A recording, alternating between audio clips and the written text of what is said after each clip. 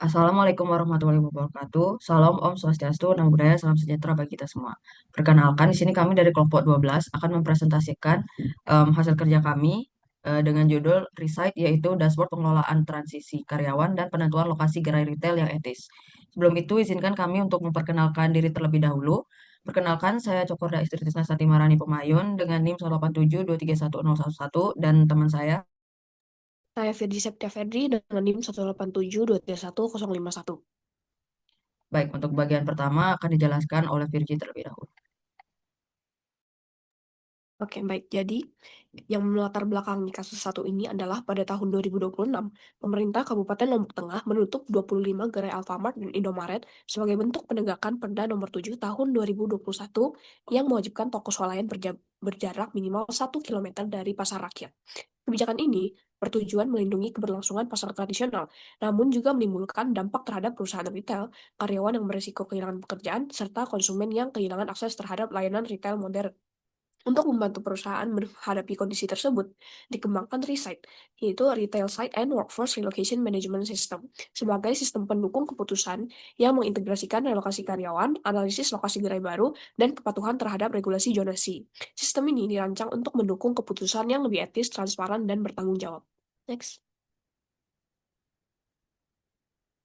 Oke, untuk rumusan masalah di sini ada dua. Yang pertama, apa yang seharusnya dilakukan oleh seorang profesional sistem informasi perusahaan retail ketika sistem penataan lokasi toko dan manajemen SDM yang dibangun berpotensi memicu PHK massal dan merugikan akses konsumen rentan. Yang kedua, bagaimana merancang sistem penunjang keputusan internal yang memitigasi dampak penutupan gerai secara etis, mematuhi regulasi daerah, namun tetap menjaga efisiensi biaya operasional perusahaan. Next. Selanjutnya di sini ada tabel pemangku kepentingan. Yang pertama ada stakeholder internal, yaitu pengguna sistem riset ini sendiri. Yang pertama ada manajemen eksekutif, di mana perannya adalah pengambil keputusan strategis korporasi dan memantau skor kepatuhan etis retail. Yang kedua ada tim HRD korporat, di mana perannya adalah menggunakan sistem untuk mengelola proses relokasi karyawan dan gerai yang ditutup. Yang ketiga ada tim expansion atau real estate, di mana perannya adalah menggunakan sistem untuk memetakan dan menentukan titik koordinat gerai baru yang etis. Next. Selanjutnya ada stakeholder eksternal, di mana yang pertama adalah karyawan gerai, di mana perannya dalam riset adalah memperoleh kesempatan relokasi kerja secara adil agar tidak kehilangan nafkah secara sepihak. Yang kedua ada konsumen masyarakat, di mana perannya adalah memperoleh kembali akses belanja sembako yang murah dan dekat dari tempat tinggal. Yang ketiga ada pedagang pasar tradisional, di mana perannya adalah terlindungi dari ekspansi gerai modern yang melanggar batas zonasi yang ditetapkan untuk melindungi keberlangsungan pasar tradisional. Yang keempat di sini ada pemerintah daerah, di mana perannya adalah terjaganya kepatuhan korporasi terhadap regulasi tata ruang dan penataan zonasi wilayah. Next. Selanjutnya ada matriks konflik kepentingan. Kebijakan pertama yaitu penutupan minimarket yang berada dalam radius kurang dari 1 kilometer dari pasar rakyat. Di sini pihak yang diuntungkan adalah pedagang pasar tradisional, pemerintah daerah, dan pihak yang dirugikan adalah perusahaan retail modern, karyawan minimarket, dan konsumen sekitar. Bentuk konflik kepentingannya adalah perlindungan pasar tradisional dicapai, tetapi lapangan kerja dan akses belanja masyarakat berkurang. Yang kedua ada kebijakan. Pembatasan pendirian gerai baru melalui aturan zonasi. Pihak yang diuntungkan adalah pedagang pasar tradisional dan pemerintah daerah, dan pihak yang dirugikan adalah perusahaan retail modern. Untuk konflik kepentingannya adalah regulasi menjaga persaingan usaha yang lebih seimbang, tapi membatasi peluang ekspansi bisnis. Yang ketiga, ada relokasi karyawan ke cabang lain setelah penutupan gerai. Pihak yang diuntungkan adalah karyawan minimarket, dan pihak yang dirugikan adalah perusahaan retail jika terjadi overstaffing. Bentuk konflik kepentingannya adalah karyawan terhindar dari PHK, namun perusahaan berpotensi menanggung peningkatan biaya operasional. Yang keempat, ada kebijakan tidak melakukan relokasi dan memilih PHK. Di sini pihak yang diuntungkan adalah perusahaan retail dan pihak yang dirugikan adalah karyawan minimarket. Bentuk konflik kepentingannya adalah efisiensi perusahaan meningkat, tetapi pekerja kehilangan sumber penghasilan. Kebijakan yang terakhir ada pembukaan gerai baru di wilayah yang kehilangan akses retail. Pihak yang diuntungkan adalah konsumen dan perusahaan retail, sedangkan pihak yang dirugikan adalah pedagang pasar tradisional jika gerai barunya terlalu dekat. Bentuk konflik kepentingannya adalah konsumen memperoleh kembali akses belanja, tetapi berpotensi memengaruhi daya saing pasar tradisional. Selanjutnya ada analisis dengan 4 kerangka etika profesi. Yang pertama ada utilitarianisme. Kerangka ini menilai suatu tindakan berdasarkan manfaat terbesar bagi sebanyak mungkin pihak. Nah, penutupan gerai mendukung perlindungan pasar tradisional dan penegakan regulasi. tetapi juga berdampak pada karyawan, konsumen, dan perusahaan. Resight membantu meminimalkan dampak tersebut melalui relokasi karyawan dan rekomendasi lokasi gerai yang sesuai regulasi. Yang kedua, ada deontologi. Deontologi ini menekankan pentingnya menjalankan kewajiban moral dan mematuhi aturan yang berlaku. Dalam kasus ini, perusahaan berkewajiban mematuhi Perda Kabupaten Lombok Tengah Nomor 7 Tahun 2021 serta memperlakukan karyawan secara adil. Resign mendukung kewajiban tersebut melalui penyediaan data yang transparan dan objektif untuk membantu proses relokasi tenaga kerja dan pengambilan keputusan yang dapat dipertanggungjawabkan. Next. Yang ketiga, ada hak asasi. Pendekatan hak asasi menekankan perlindungan terhadap hak seluruh pihak yang terdampak kebijakan. Resign membantu menjaga hak pedagang pasar tradisional melalui penerapan batas jarak minimal 1 km dari pasar rakyat. Selain itu, sistem mendukung hak karyawan untuk memperoleh perlakuan yang adil, serta membantu menjaga akses konsumen terhadap barang dan layanan melalui rekomendasi lokasi gerai yang sesuai regulasi. Yang keempat, dan yang terakhir di sini ada keadilan distributif menurut John Rawls. Menurut difference principle yang dikemukakan oleh Rawls, suatu kebijakan harus memberikan perhatian kepada kelompok yang paling rentan. Resign menerapkan prinsip tersebut dengan memprioritaskan relokasi karyawan terdampak, penutupan gerai sebelum perusahaan melakukan perekrutan tenaga kerja baru. Pendekatan ini membantu mengurangi risiko kehilangan pekerjaan bagi pihak yang paling terdampak. Next. Selanjutnya kita masuk ke dampak sistem informasi saat ini. Yang pertama, dampak sistem manajemen karyawan. Sistem lama langsung memecat karyawan secara otomatis begitu toko ditutup demi menghemat biaya. Sistem ini tidak bisa mengecek apakah toko cabang lain di sekitarnya masih butuh staf. Akibatnya, karyawan mendadak kehilangan pekerjaan dan perusahaan dicap tidak adil karena memperlakukan manusia seperti angka. Selanjutnya, ada dampak sistem penentuan lokasi gerai. Sistem penentu lokasi lama hanya peduli pada wilayah yang ramai dan menguntungkan. Sistem ini buta hukum sehingga sering merekomendasikan pendirian gerai ilegal yang melanggar aturan jarak 1 km dari pasar tradisional. Dampaknya, omset pedagang kecil mati dan perusahaan rugi besar karena gerai tersebut akhirnya ditutup paksa oleh pemerintah. Selanjutnya, ada dampak kurangnya transparansi sistem. Sistem informasi saat ini bekerja seperti kotak hitam atau black box yang serba tertutup karena tidak punya catatan riwayat atau jejak audit digital. Akibatnya, manajemen bisa dengan mudah saling melempar tanggung jawab saat terjadi masalah hukum. Ketertutupan ini akhirnya merusak rasa percaya karyawan, pemerintah, dan masyarakat kepada perusahaan. Next, akan dilanjutkan oleh teman saya. Baik, di sini lanjut menjelaskan bagian solusi sistem informasi berkeadilan dan masalah yang diatasi. Untuk solusinya sendiri, di sini kami mengusulkan Resight, yaitu platform Enterprise Decision Support System internal korporasi retail yang mengintegrasikan manajemen tenaga kerja dan analisis spasial melalui 3 fitur utama. Sistem ini dirancang khusus sebagai alat bantu manajemen untuk menjembatani kepatuhan hukum tata ruang daerah dan tanggung jawab sosial korporasi secara seimbang. Untuk fitur yang pertama itu ada Workforce Relocation Tracker atau penyelamat karyawan. Nah, jadi fitur ini digunakan oleh tim HRD korporat untuk mengunggah semua data karyawan dari gerai yang ditutup secara massal. Nah, sistem akan otomatis mencocokkan alamat rumah karyawan dengan gerai cabang terdekat yang masih membutuhkan staf menggunakan algoritma smart matching. Nah, untuk tombol pindah hanya bisa diklik jika tandanya hijau, yang dimana artinya masih ada lowongan. Namun, jika tandanya merah, berarti gerai tersebut sudah penuh, yang dimana tombol akan otomatis terkunci agar perusahaan terhindar dari kerugian akibat kelebihan karyawan atau overstaffing, dan karyawan aktif terhindar dari beban kerja yang berlebihan atau burnout. Nah, untuk masalah yang diatasi, itu fitur ini secara langsung mengatasi masalah etis ketidakadilan ketenaga kerjaan pada sistem HRIS konvensional yang biasanya langsung memutuskan kontrak kerja secara otomatis tanpa opsi penyelamatan internal, sehingga mengabaikan nilai moral sumber daya manusia. Kemudian untuk fitur yang kedua itu ada Retail Expansion Recommendation, yaitu pencari lokasi gerai etis. Nah, fitur peta digital interaktif berbasis GIS yang secara otomatis menerapkan filter zoning hard block untuk mengunci batas aman radius 1 km di sekeliling koordinat pasar tradisional yang terdaftar. Sistem akan langsung menolak jika ada usulan pembangunan gerai baru di dalam zona terlarang. Di sisi lain, peta ini menampilkan visualisasi heatmap untuk mendeteksi area pemukiman yang mengalami kelangkaan akses pangan. Nah, sistem lalu memberikan rekomendasi lokasi baru yang paling pas, yang dimana wajib berada di daerah pemukiman yang warganya kesulitan mencari tempat belanja pangan murah, tetapi koordinatnya tetap aman di luar jarak 1 km dari pasar rakyat. Untuk masalah yang diatasi, itu fitur ini menyelesaikan masalah etis pelanggaran ruang ekonomi pasar tradisional sekaligus krisis akses sembako murah, yang dimana menghentikan algoritma sistem lama yang serakah mengejar profit tanpa memedulikan batas hukum spasial yang mematikan usaha mikro pedagang kecil. Dan fitur yang ketiga itu ada ethical audit log atau catatan riwayat jujur, yang dimana di sini berisi tabel riwayat yang merekam seluruh tindakan pengguna, keputusan otomatis sistem, serta intervensi manual secara kronologis dan real time. Modul catatan ini dibangun atas arsitektur basis data yang bersifat append only, yang dimana artinya data riwayat hanya bisa ditambah dan secara mutlak diblokir dari fungsi penghapusan maupun perubahan. Dengan begitu, alasan penolakan lokasi gerai baru atau kronologi status pengalihan karyawan akan terekam jujur apa adanya dan tidak bisa dimanipulasi oleh siapapun di dalam perusahaan. Nah, untuk masalah yang diatasi, itu fitur ini berhasil mengatasi masalah etis, kurangnya transparansi sistem atau kotak hitam tadi, dan risiko manipulasi data. Sehingga pihak manajemen tidak bisa lagi melakukan penyangkalan atau saling melempar tanggung jawab ketika terjadi sengketa dengan karyawan maupun pemerintah daerah. Nah, berikut merupakan diagram kelas atau UML dari Resight, yang dimana di sini ada 6 kelas. Yang pertama itu ada user, di sini untuk mengelola data autentikasi internal, HRD, tim ekspansi atau eksekutif, yang dimana setiap aktivitas user ini terhubung langsung dengan sistem pencatatan untuk menjamin transparansi tindakan. Untuk kelas yang kedua, itu ada karyawan. Di sini menyimpan data pribadi dan koordinat spasial rumah tinggal untuk menghitung otomatis rekomendasi gerai aktif terdekat demi menghindari PHK sepihak.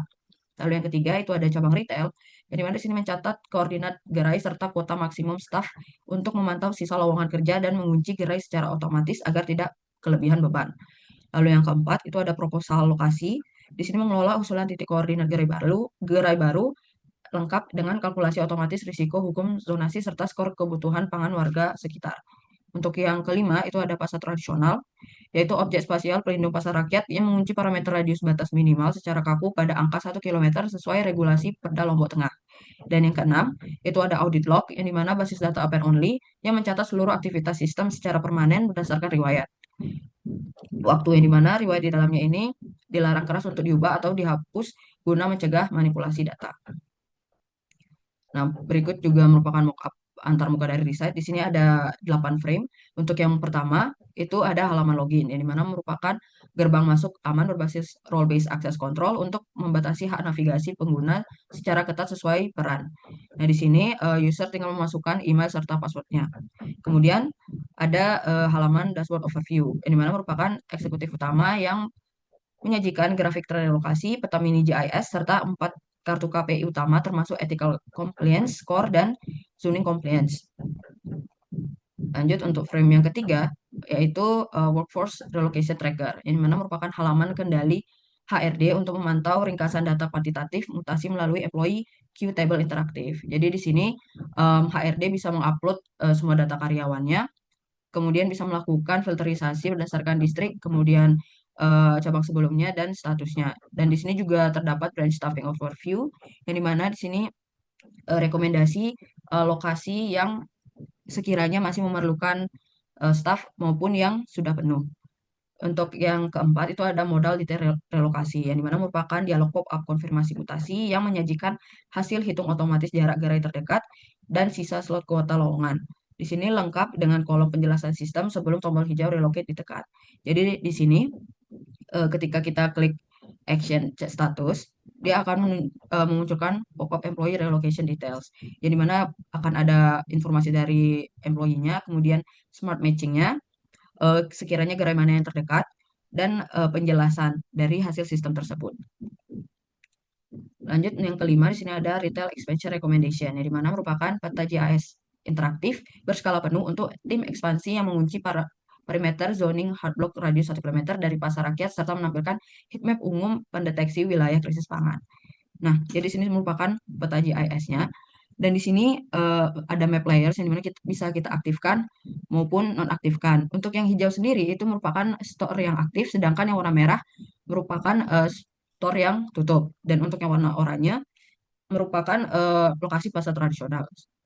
Selain itu di sini juga terdapat validation panel untuk memvalidasi apakah jarak tersebut itu mematuhi aturan.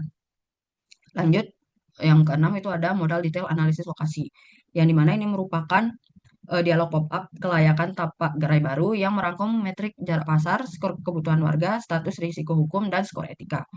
Nah, sama seperti sebelumnya, ini merupakan pop-up yang dimana akan menampilkan eh, lebih detail dari lokasi analisisnya, seperti ada pasar tradisional terdekat, kemudian kebutuhan komunitas, skornya, legal risk statusnya, serta ethical score.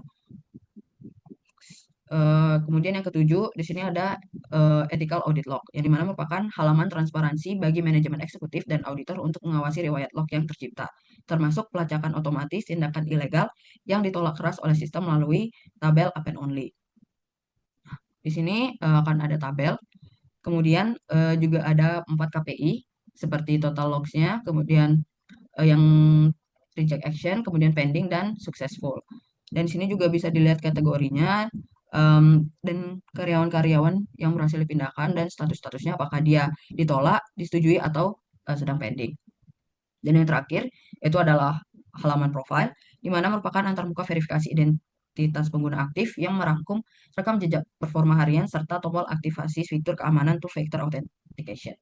Nah, jadi sini merupakan halaman profil, yang dimana akan menampilkan apakah user yang login itu merupakan tim HRD, expansion, atau manajemen eksekutif. Di sana juga ada personal statistiknya, kemudian activity lognya, serta security settings seperti change password, enable two-factor authentication maupun manage session. Nah, sini lanjut ke operator sistem, mekanisme akuntabilitas, dan batasan teknologi. Untuk operator sistem sendiri, di sini terbagi menjadi 2 unit kerja operasional dengan hak akses sesuai dengan tanggung jawab masing-masing. Untuk yang pertama, itu ada tim HRD korporat, yang dimana memegang kendali penuh atas modul Workforce Relocation Tracker untuk mengelola data karyawan, memantau kapasitas gerai aktif, serta mengeksekusi mutasi kerja karyawan terdampak berdasarkan rekomendasi jarak terdekat dari sistem. Untuk yang kedua, itu ada tim expansion atau real estate, yang dimana memegang wewenang penuh atas modal retail expansion recommendation untuk memantau peta spasial GIS, mensimulasikan koordinat gerai baru, dan memvalidasi lokasi agar tetap aman dari zonasi pasar tradisional. Lalu untuk mekanisme akuntabilitas, di sini diimplementasikan melalui 2 dimensi pengawasan. Untuk yang pertama itu ada akuntabilitas internal. Di sini memantau indeks kepatuhan global melalui ethical compliance score dan memanfaatkan ethical audit log untuk melacak identitas operator, stempel waktu, serta alasan dibalik setiap keputusan. Ini efektif untuk menutup celah penyalahgunaan wewenang dan menghilangkan budaya saling melempar tanggung jawab. Kemudian yang kedua itu ada akuntabilitas eksternal, yang dimana memanfaatkan basis data append only sebagai jalur audit terpercaya dan transparan. Otoritas pemerintah daerah diberikan akses penelusuran untuk memverifikasi kepatuhan real terhadap perda tata ruang. Sementara auditor independen dapat mengevaluasi rekam jejak digital ini untuk menerbitkan sertifikasi konsistensi etis dalam melindungi hak ketenagakerjaan dan pasar lokal. Dan untuk batasan teknologi sendiri, sistem riset ini memiliki beberapa batasan teknologi struktural yang wajib diantisipasi. Yang pertama itu ada titik jenuh kapasitas, yang dimana algoritma smart matching itu akan mengalami deadlock dan terkunci otomatis jika seluruh gerai aktif di sekitarnya sudah penuh. Nah, sisa karyawan yang tidak terserap itu harus ditangani secara manual melalui kebijakan di luar sistem. Seperti pemberian pesangon yang adil atau pelatihan transisi karir eksternal. Yang kedua, itu ketergantungan mutlak pada akurasi data.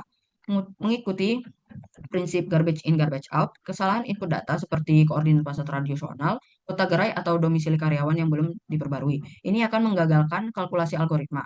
Hal ini berisiko mengeluarkan rekomendasi yang keliru atau meloloskan pendirian gerai ilegal. Kemudian yang ketiga itu ada keterbatasan faktor manusia, yang dimana algoritma sistem itu hanya mengukur variabel kuantitatif seperti jarak geografis dan kuota slot kosong.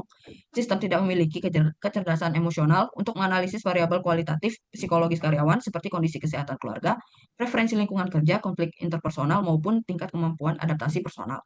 Dan yang terakhir itu ada ketergantungan kaku pada regulasi spasial, yang dimana fungsi filter zoning hard block itu ditulis secara kaku di dalam kode program berdasarkan aturan radius yang berlaku saat ini. Nah, jika pemerintah daerah mengubah regulasi di masa depan, misalnya menaikkan radius menjadi 2 km atau mengubah klasifikasi pasar rakyat, sistem tidak bisa menyesuaikan diri secara otomatis tanpa adanya pembaruan teknis berkala oleh tim pengembang. Nah, yang terakhir ini ada kesimpulan dan saran etis.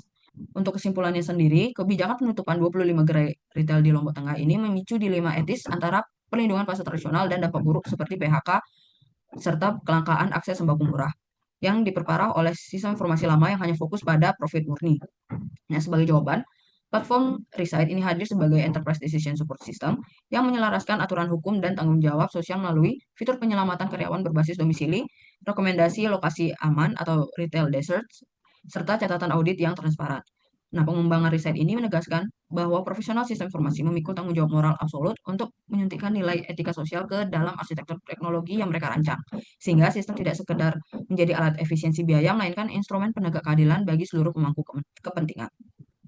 Kemudian untuk saran etis bagi profesional sistem informasi, yang pertama itu ada menghentikan optimasi buta atau blind optimization, yang dimana tinggalkan perancangan sistem yang hanya mengejar keuntungan finansial atau profit only. Wajib memasukkan batasan sosial, regulasi hukum daerah, dan perlindungan komunitas rentan sebagai parameter mutlak di dalam algoritma sistem. Kemudian tegakkan transparansi, yang dimana integrasikan modul audit log berbasis open only, yang dimana data hanya bisa ditambah, tidak bisa diedit atau dihapus, yang dimana hal ini penting untuk mengunci setiap keputusan secara jujur dan permanen guna mencegah manipulasi data, penyalahgunaan wewenang, serta budaya lempar tanggung jawab. Dan yang terakhir, manusiakan karyawan. Hindari otomatisasi kaku yang memperlakukan karyawan seperti angka pemotong biaya operasional.